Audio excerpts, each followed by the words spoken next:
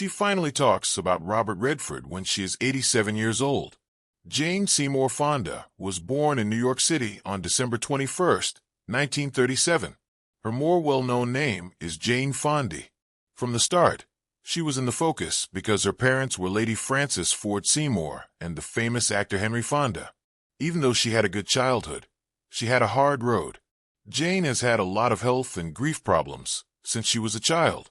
Jane's mother killed herself when she was 12 years old, which was the worst thing that could have happened. This event had a big effect on her inner life and a lot of the work she did afterward, both as an actress who played complicated, troubled characters and as a public figure who pushed for social change, personal growth, and introspection. Jane went to elite schools like Emma Willard and Vassar College as a child, but she found her true calling as an actress in Paris and then at the Actors Studio, where Lee Strasberg taught her. Her first show was on Broadway in 1960. When she moved into the movie business, she proved right away that she was more than just a famous last name. Many of her skills and natural charm were shown in early movies like Tall Story, 1960, and Cat Ballou, 1965. By the late 1960s, her parts in Barefoot in the Park, 1967, and Barbarella, 1968, which her husband Roger Vadim directed at the time, made her one of Hollywood's most famous actresses. She became a worldwide sex icon because of Barbarella, but it also put her in a box that she would find hard to get out of when she tried to become a serious, socially aware character. In the 1970s, Jane Fonda's life and work changed in big ways. After getting bored with just being seen as a pretty star, she got very involved in politics and social issues. She was one of the most controversial people in her time because she was against the Vietnam War, worked for civil rights, and spoke out for women's rights. For decades, the famous Hanoi Jane picture she took in North Vietnam in 1972 made her angry and confused. But even her most cruel enemies couldn't deny how brave she was or how committed she was to doing the right thing. Jane would later say that she understood how complicated her actions were and that she felt bad about some of the choices she made, but she would still be committed to peace and human rights. During this time, Fonda's acting skills kept getting better.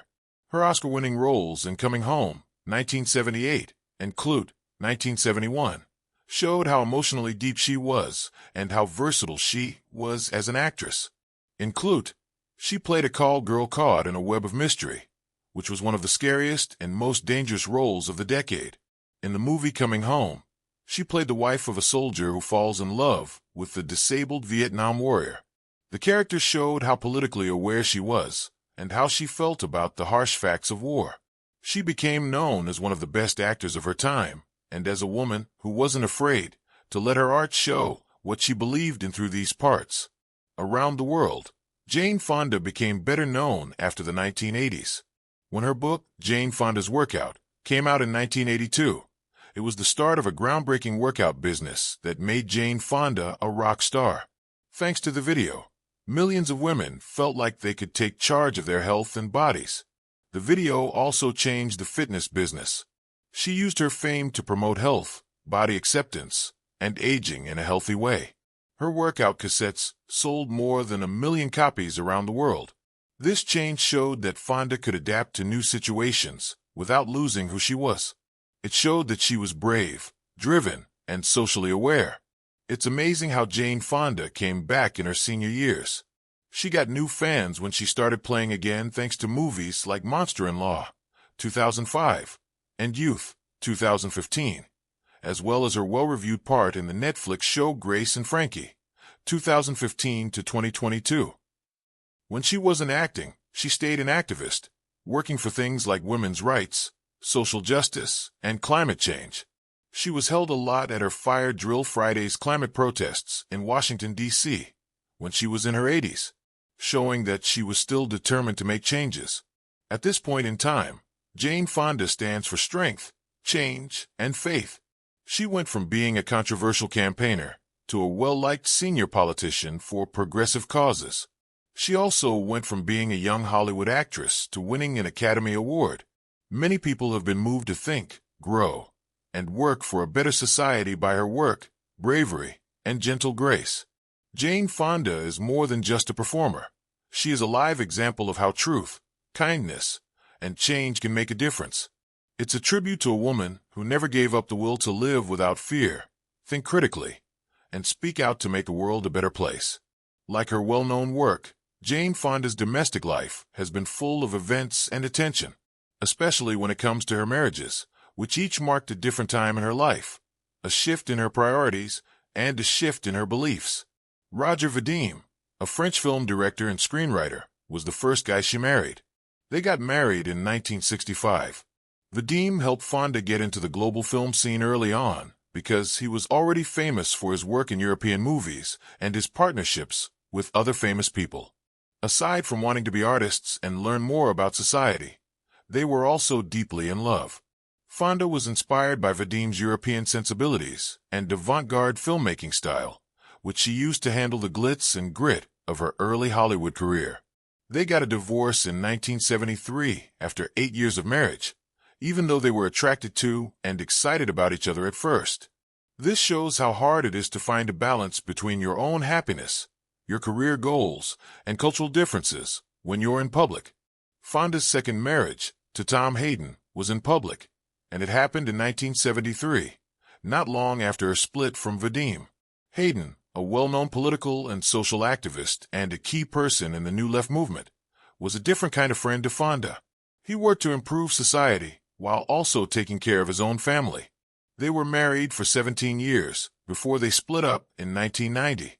During that time, Fonda became more politically active, which shows how much she and her husband care about stopping the Vietnam War, feminism, and social justice. Together, they dealt with the difficulties of public life and action while being closely watched by the media, which at times made their relationship more difficult. Their relationship showed how people tried to mix the private and public worlds at the time.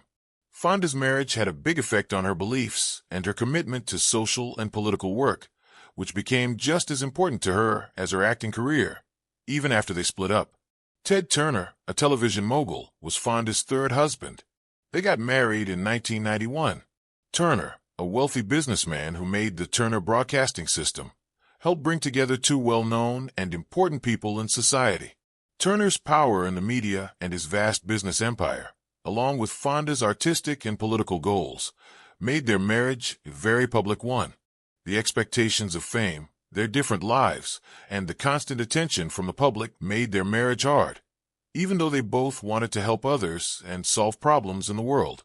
Another important part of Fonda's personal life ended when she and her husband split up after dating for 10 years in 2001.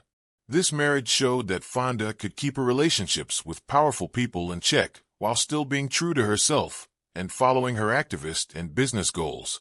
Jane Fonda has been married to Roger Vadim, Ted Turner, and Tom Hayden. Her personal life shows how she has changed over the years.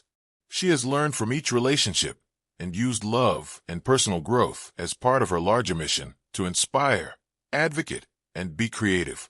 Even though all of her relationships ended in divorce, they all helped her grow as a person and as a public figure. It changed her public image and her personal life for a long time.